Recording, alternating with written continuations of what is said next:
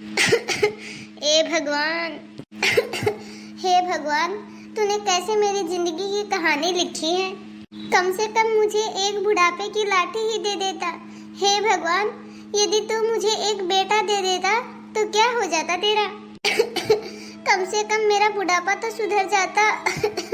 बेटे की भी मजबूरी है, वो भी तो नहीं आ सकती मेरे पास। पता नहीं मम्मी की तबीयत कैसी होगी। पता नहीं मम्मी की तबीयत ठीक है भी नहीं। बहू, अरे ओ बहू, अभी तक चाय नहीं बनी क्या? पता नहीं क्या कर रही है कितनी देर से। एक चाय का कप नहीं बनता इससे। कहीं ज्यादा तबीयत तो खराब नहीं हो रही मम्मी की। मैं एक काम करती हूँ, एक बार मम्मी से बात ही कर लेती हूँ। हाँ बेटा। मम्मी, क्या हो गया?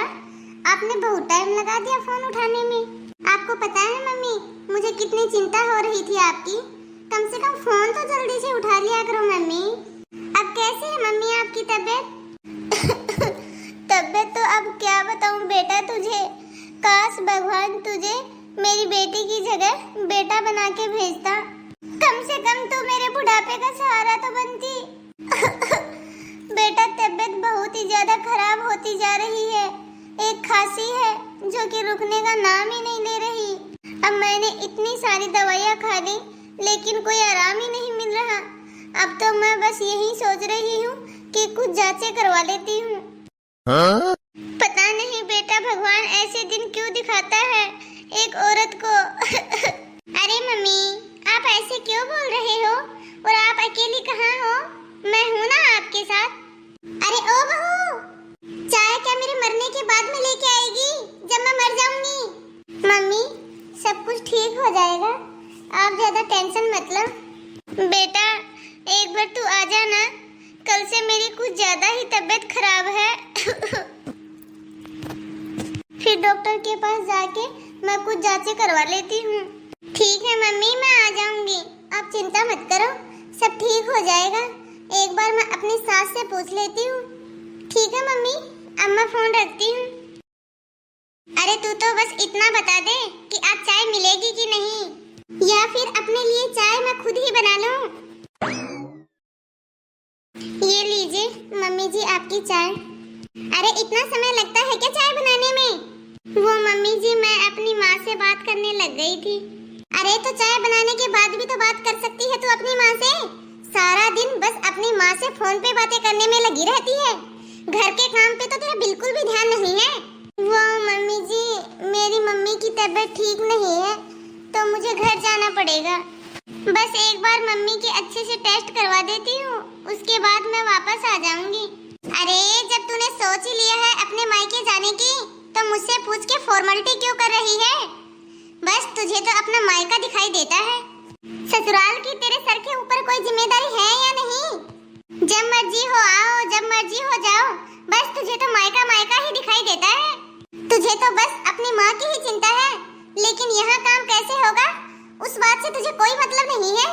उस बात की तुझे कोई चिंता नहीं है। नहीं मम्मी जी, ऐसा कुछ भी नहीं है। आप भी मेरे लिए उतनी ही जरूरी हो जितना कि मेरी मम्मी। आप मेरी मम्मी की भी तो मजबूरी समझो मम्मी जी। उनके पास कोई है नहीं ना उनकी देखभाल करने वाला। कभी कभी तो मम्मी जी मैं सोचती हूँ कि काश मैं अपनी माँ का बेटा होती, ना कि बेटी, तो मैं अपनी मम्मी के पास रहकर उनका अच्छे से ध्यान रख पाती। अरे तो यदि ज्यादा ही अकेलापन लग रहा है तो क्यों करी शादी तेरी? ये तो तेरी माँ को पहले सोचना था ना, रखती तुझे अपने घर में बिठा के। अरे शादी तो करी सो करी, अब वो अकेली है, ना ही तो बेटा है और ना ही पति है। बेटी का ससुराल क्यों खराब करने में लगी है तेरी माँ? इससे अच्छा तो वह वृद्धाश्रम क्यों नहीं चली जाती? कम से कम उसकी बेटी का तो घर खराब नहीं होगा। मम्मी जी आप ऐसे मत बोलिए प्लीज। मम्मी जी मैं जा रही हूँ, मैंने घर का सारा काम कर दिया है और मैंने खाना भी बना के रख दिया है, आप खाना खा लेना। 24 घंटे मम्मी मम्मी मम्मी, सारा दिन मम्मी मम्मी करती रहती है। इतना तो दूध पीता हुआ बच्चा भी नहीं करता जितना कि ये करती रहती है। बेटा कैसी है तू? मैं तो ठीक हूँ मम्मी, लेकिन आप अपनी तबीयत का ध्यान क्यों नहीं रखती? अब बेटा मैं क्या करूं? ये मेरी तबीयत है जो कि ठीक होने का नाम ही नहीं लेती, और तुझे भी मैं जल्दी जल्दी बुला लेती हूँ। ऐसे मैं तुझे परेशान नहीं करना चाहती बेटा, और ना ही तुझे ज्यादा बुलाना चाहती हूँ, लेकिन अब मैं क्या करूँ बेटा, मेरी भी तो मजबूरी है। अरे मम्मी, आप क्यों चिंता कर रही हो? देखना आप बिल्कुल ठीक हो जाओगी, और वो भी बहुत जल्दी। पता नहीं तेरी सास भी क्या सोचती होगी मेरे बारे में। अरे मम्मी, मेरी सास तो आपके बारे में बहुत ही अच्छा सोचती है। आपको पता है, जैसे ही मैंने मम्मी जी से कहा कि मेरी मम्मी की तबीयत ठीक नहीं है, पता है आपको उन्होंने क्या कहा? कि काम वाम सब छोड़ और जल्दी से अपनी माँ के पास जा। उन्होंने कहा कि तेरी मम्मी को तेरी जरूरत है, घर का काम काज तो मैं संभाल लूंगी। सच में बेटा, तेरी सास बहुत अच्छी है। खुशकिस्मत है तू जो तुझे इतनी अच्छी सास मिली है। बिल्कुल तुझे तेरी माँ की तरह मिली है सास। तू तो बहुत ही ज्यादा खुशकिस्मत है बेटा। हाँ मम्मी, वो तो मैं हूँ। मम्मी, मैं आपके लिए चाय बना के लेके आऊँ? नहीं बेटा, अभी कुछ नहीं, अभी कुछ भी खाने पीने का मन नहीं कर रहा। ठीक है मम्मी, आप थोड़ी देर आराम करो, उसके बाद चलते हैं डॉक्टर के पास। ठीक है बेटा। हे भगवान, आज तो मैं बहुत ही ज्यादा थक गई घर का काम कर करके। मम्मी, क्या हुआ? क्या हो गया? कुछ भी तो नहीं हुआ। अरे मम्मी, बताओ तो सही क्या हुआ? अब ऐसे आप गुस्सा क्यों कर रही हो? अब गुस्सा भी नहीं करो, तेरी बहू तो चली गई अपनी मायके। सारे घर की जिम्मेदारी आ गई ना मेरे सर के ऊपर। अब इस बुढ़ापे के अंदर मेरे से घर का काम होता है क्या? मम्मी, मैं सब समझता हूँ, लेकिन आप नीतू की जगह भी तो रह के देखो। वो एक पत्नी, एक बेटी, एक बहू, वो सबकी जिम्मेदारी निभा रही है। यदि उसकी माँ बीमार नहीं होती तो वो आपको ऐसे छोड़ के जाती क्या? अरे मम्मी, आप बताओ, आपको जब भी उसकी जरूरत पड़ी है, उसने कभी भी आपको अकेला छोड़ा है क्या? या फिर आप जब भी बीमार पड़ी हो, वो आपकी भी उतनी ही सेवा करती है जितनी कि वो अपनी माँ की करती है। अब माँ, आप एक बार बहू के नहीं बेटी के नजरिए से देखो। आखिरकार उसकी माँ का उसके सिवा है ही कौन? और वैसे भी मम्मी, मैं सोच रहा था कि मैं आपको मामा जी के घर छोड़ाता हूँ। मामा जी कब से आपको बुला रहे हैं, और मैं भी नीतू के पास चला जाऊंगा। अकेली पड़ गई है वो वहां पर। मैं भी थोड़े दिन उसके साथ रह लूंगा। जब वो इस घर की सेवा कर सकती है, और जब वो इस घर के सुख दुख को अपना समझती है, तो मैं क्यों नहीं उसके घर के सुख दुख को अपना समझूं? कहते हैं ना, शादी के बाद एक लड़का और लड़की के दो माँ बाप हो जाते हैं। लेकिन हमारे लिए हमारी माँ तो बिल्कुल ठीक है। भगवान ना करे कि कभी इनको कुछ हो।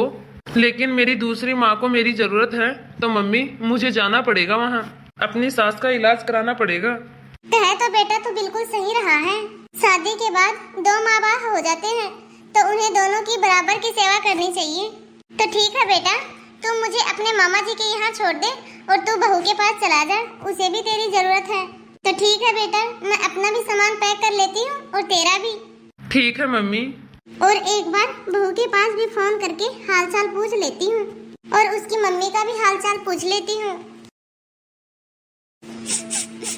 हे भगवान, ये तो कैसी परीक्षा ले रहा है? मम्मी की रिपोर्ट सही नहीं आई। अब मैं कैसे बताऊं घर पे? मुझे तो कुछ समझ ही नहीं आ रहा। अरे मम्मी जी का फोन, अब क्या बोलूं मैं इनसे? हेलो मम्मी जी। अरे बहू, तू ठीक है अब? तेरी मम्मी की तबीयत ठीक हुई अब? नहीं मम्मी जी, अभी मम्मी की तबीयत ठीक नहीं है। कुछ टेस्ट भी करवाए हैं, लेकिन टेस्ट तो सब गलत ही आए हैं। डॉक्टर ने 2 हफ्ते की दवाई दी है, और डॉक्टर ने कहा है कि 2 हफ्ते बाद दोबारा दिखाने के लिए आ जाना। मम्मी जी वो, अरे बहू, मैं सोच रही थी कि 20-25 दिन के लिए मैं तेरे मामा ससुर के यहाँ चली आती हूँ। और वैसे भी मेरा भाई मुझे कब से बुला रहा है, लेकिन मेरा तो जाना ही नहीं हो रहा। ठीक है बहू, मंजीत को भी मैं तुम्हारे पास भेज देती हूँ। वहाँ मंजीत की तुझे भी तो जरूरत होगी। सच में मम्मी जी? हाँ बेटा, जब तू बहू होने का फर्ज निभा सकती है, तो मंजीत दामाद होने का फर्ज क्यों नहीं निभा सकता? ठीक है मम्मी जी, थैंक यू। कोई बात नहीं बहू, मैं भी आऊंगी एक दिन तेरी मम्मी को संभालने। ठीक है मम्मी जी। तो हाय दोस्तों, कैसी लगी आप सभी को हमारी यह कहानी? यदि आप सभी को यह कहानी अच्छी लगी हो तो कमेंट बॉक्स में कमेंट करके अपनी राय जरूर देना और वीडियो को ज़्यादा से ज़्यादा लाइक और शेयर करें। और यदि आपने अभी तक हमारे चैनल को सब्सक्राइब नहीं किया है तो फटाफट से बेल आइकन दबाकर सब्सक्राइब करें ताकि ऐसे ही मज़ेदार वीडियो आगे देखने के लिए और मिलती रहे। तो धन्यवाद दोस्तों, अब मिलते हैं अगले वीडियो में।